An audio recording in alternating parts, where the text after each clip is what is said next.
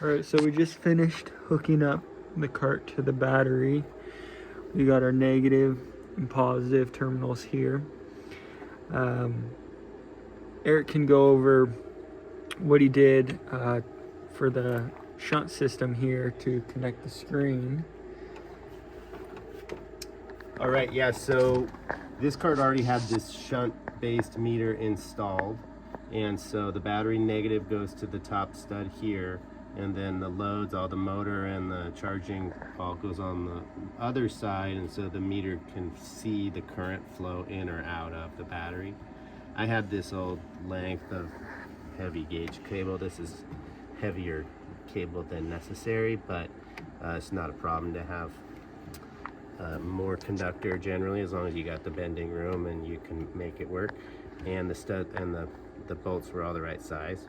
So the negative is right here, and then there is another little inline fuse here for the shunt-based meter, because it's directly connected to the battery, so it has its own circuit protection. And then the other wires here are this adapter for the charger, using these Anderson SB120 connectors. Is a simple, easy way to plug and play without concern for messing up the polarity. Once these are wired correctly, there's no hooking it up backwards.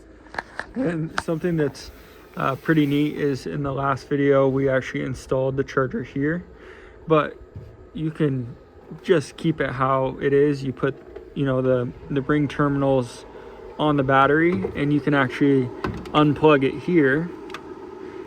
I can see if I can do this. So you can unplug it here, and the battery will stop charging, the charger will turn off, and you can just store this inside your cart and take your battery charger into the house or store it in the garage. You don't necessarily have to install it into your cart. And then again, to just charge, you're gonna plug it in here like so, and you'll hear the charger kick on. So we're gonna let this charge up a little bit, and then we're gonna go test it on some hills and try to drain down the battery.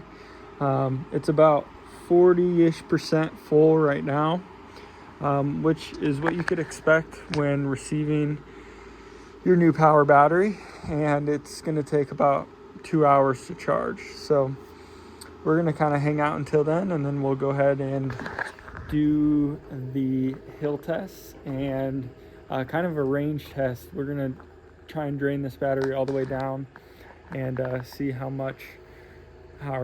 many miles that we can get on the cart itself, or on the battery.